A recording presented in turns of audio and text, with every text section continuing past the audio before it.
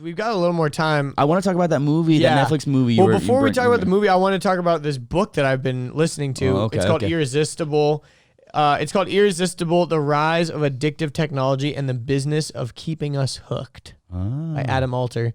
And I started listening. That dopamine crack, that visual heroin. The movie. It's funny because The Social Dilemma, the documentary, is like basically a condensed movie format of this book. Oh, okay. But I don't think they're related necessarily. But just it's funny because it's funny because I just got finished. Well, I'm almost finished reading this book, and then that Social Dilemma came out like last week or whatever, and I got to watch it on Sunday. But basically, it's really fascinating because it's basically just talking about how there are just so many ways that social media, and not even in the book Irresistible, it's not just about social media. It's also about video games. It's also about fitness tracking. It's also about Netflix. It's also about how technology is changing our brains. Yes, and for addictive technology, and for the not good. Yeah, like literally the title of the book, The Rise of Addictive Technology and the Business of Keeping Us Hooked. Because the more addictive they can make the technology, the more money they can make. Because you're addicted to their technology. And it's not even in a malicious way a lot of times. It's literally just like, okay, we want to keep people on the platform longer. How do we do that? Okay, we'll A/B test these things. Okay, this is the thing that makes people stay longer. Yeah. And it's just... Whenever if they're on the app and they check their notifications and all the bubbles go away, once they're on the app for 15 more minutes, if they get 3 notifications, then we'll put a little 3 down in the bottom corner. You know, and it's you have no idea watching. It's so fucking deep because do you know about how they like the mice and like the pushing the button and like the cocaine and like do they talk about that study in that book? Yes. Okay. So I'm not as refreshed as you are, but like tell them about how fucking crazy this is. It's like these little buttons that these mice press and they either get cocaine, sugar, or water.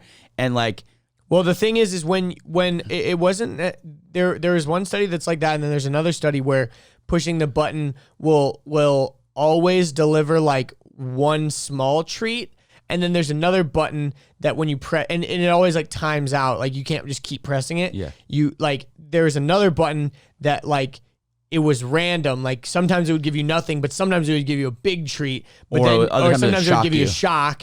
And then sometimes it would like time you out for like multiple minutes versus the other one. It was like always consistent. You got a small little treat and it was like only like 30 seconds of break or whatever. And they would always like go to this other one because it was like the anticipation, like a casino. It was like addicting, you know. It's like a casino. You're like, oh, just one more slot. Oh, I was so close. And that's the thing is, I mean, if you think about, I mean, the social media apps are the equivalent of casinos. Like they're slot machines in our pockets. Like it's crazy. Yeah, but the thing that's interesting is he talks about this thing called the almost win.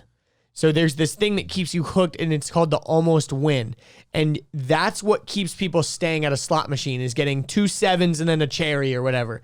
You know, if you just keep getting random shit, you're like, oh, I'm not even doing good. But the almost win, you're like, oh, I almost had it. But it's still a loss. But you keep staying. But you think and the brain treats it as a win. See, that's what's interesting about the brain. And is it's like, still a loss. Like the brain is very easily tricked. Like the mechanics of the brain, like the biology of the brain, like personality and consciousness is separate from the brain. Like the brain itself is a moron. So like these people develop these extremely highly intelligent AIs that are designed to trick your brain into releasing dopamine.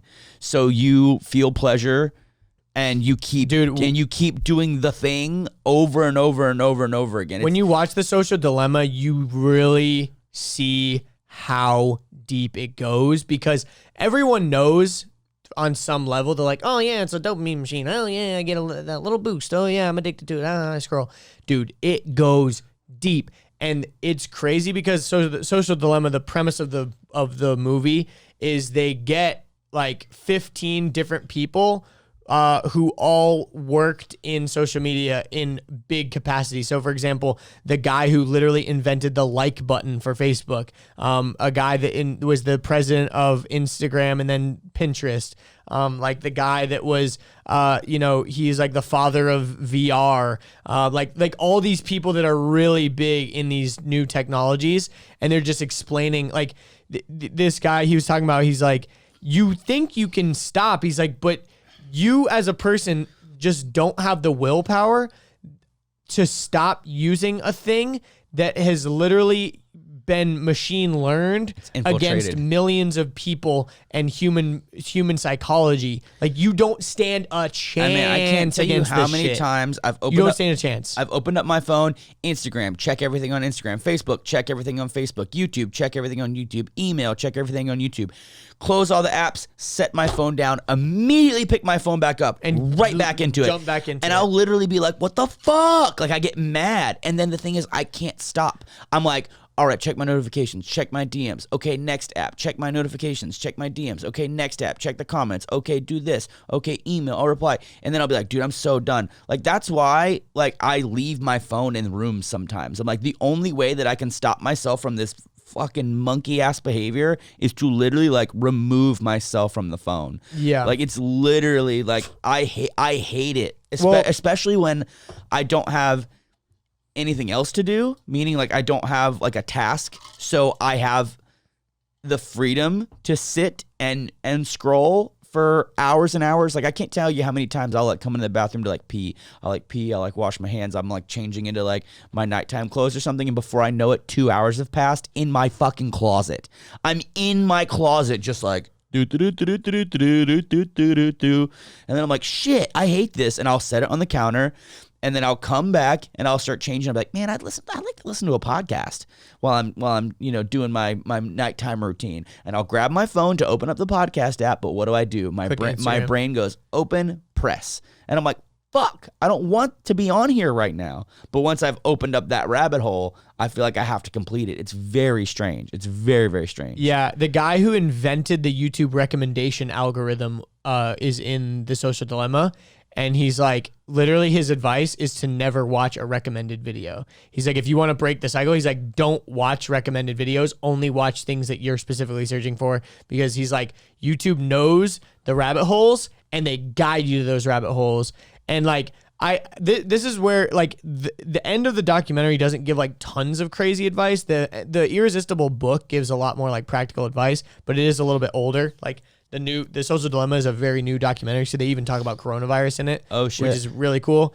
But it's interesting because basically the takeaways that I got is, A, turn off all push notifications. Do not have any push notifications on. Your phone should not be lighting up to entice you when you are not intentionally going to it and deciding to open up apps. Like you should be in charge of when you go, not it be in charge of you. 100%. Instead of it shouldn't be able to back. It shouldn't be able to call you. Oh, but it does. It shouldn't be able to be like, hey, Instagram over here, come check on us. Because it's going to call you enough. Like, that's how I've realized it. Like, I'm going to open those apps. I don't need to know that I have a notification. Same. I know that I will end up opening those apps just eventually, because I am addicted. But if I'm going to check the clock, I don't want to see notifications from social media. Exactly. Or email. Or I mean, I'll see text. That's it. I'll let texts come through. That's it. And then the other thing that The Social Dilemma also talks about is how divisive it makes us and how like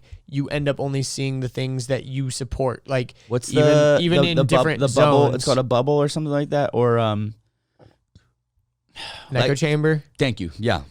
Yeah, but it's also even like geographically. Like, I'm going to unfollow all the people I don't agree with. And then all you see is things that you agree with. So in your mind, you think everybody agrees with But it's not even just that. It's like geolocations. For example, like if you're in California and you type in on Google, is climate change? Then the autocorrect, the auto suggestion will be, is climate change, blah, blah, blah, blah, blah. Is climate change getting worse? Is climate change this? And then if you're like Kansas or something and you type in, is climate change? The first auto suggestion like is climate change a hoax? or like, is climate change real? Because like it's taking geolocation data and like giving you what it thinks that you want to search for, and it just doubles down and doubles down. And the thing that they were saying is like, you have to be very intentional to allow the other side and to allow like other opinions into your world, because otherwise it's just gonna, because like you said, everyone gets stuck in their own echo chambers. And then when you meet in real life, it's like, they do these cheesy dramatizations in the documentary, but it's basically, it's funny. They have this group, this radical group that's doing like protests, and they're called the Extreme Center. And I thought it was kind of funny because it's almost like the intellectual dark web type stuff, where it's like these people that like don't fall into the far right or far left, but they're like radical political ideas that are like very extreme, like libertarian almost. But anyways, it's funny. They're very centrist. They're very centrist. Exactly. They're the Extreme Center, which is funny. But yeah, the documentary is really good. There are some dramatization parts that are a little bit cheesy, but like it's really well done. I think everyone should watch it. Seriously, I can't give it a big enough recommendation. But and then also, if you want to dive deeper, the book Irresistible. Another thing from the book that's really interesting is in the book, he talks about how Netflix, once they introduced the skip intro and the autoplay for the next episode, changed the game for them. Because instead of having to say, do you want to watch the next episode, and clicking yes, the default is now, you are watching the next episode, do you want to stop? You know, because it starts autoplay, it skips the credits, it says next episode starting in 3, 2, 1, and you're just sitting there and you go, yep, am I gonna reach? And here's the thing, every TV show intentionally leaves you on a cliffhanger, right? Yeah. So you go, oh, I want to find out what happens. So the advice that this guy in the book gives is like, if you want to break that cycle without actually like causing yourself to like have less of an enjoyable experience, one of the ways you can watch TV shows is to, when you watch the show, typically the cliffhanger will be resolved in the next 5 minutes of the next episode, right? Yeah. So once you get the cliffhanger resolved, you in your brain, you go, okay, what am I missing? What do I want to see? You wait until that happens, and then you stop the episode 5 minutes in. So the next time when you start your Netflix up, you'll be able to resume from that point. But instead of watching an episode from beginning to end, you're watching an episode from 5 minutes in from the beginning to 5 minutes of the next episode. So you're watching it you're just shifting the chunks slightly forward. So you're back in control because you're not allowing the cliffhanger and the auto suggestion and the auto, like, because Netflix just wants you to keep watching, bro. Like they just want you to keep going until you hit like episode 3 of something. And it's like, are you still watching? You know, that's true. Time. Because I think they don't want their numbers to get skewed. They don't want people to just be asleep with Netflix YouTube. playing. If you're full screen YouTube autoplay, the third video is like, do you want to download YouTube TV? Try a free month. And it's like, no. But it's like, are you still watching Somebody's Daughter? You seen all those memes? It's amazing. That was perfect for minute 90. That was great. That was great. Yeah, so seriously, I the homework for everyone is to go watch Social Dilemma. It's like an hour and a half. Watch it, and then let's talk about it on the Facebook group, please. It's really interesting. Let's get really fun in there. It will make you rethink everything. But at the same time, I think people like us that use social media as our jobs and we do it for good is like very conflicting, because you're like, damn, like we use this for really good things. I tell you what though, I don't use it for fun anymore, really. Like if I'm on social media, it's work related. You're scrolling, bruh. I mean, not that much though. You just told us that you sit in your closet for 2 hours scrolling. But that's on like Imager. That's not. Okay, that's whatever. Yeah, that's just like looking at memes and shit. It's like, I don't do Oxy, I do Percocets. Okay, fine.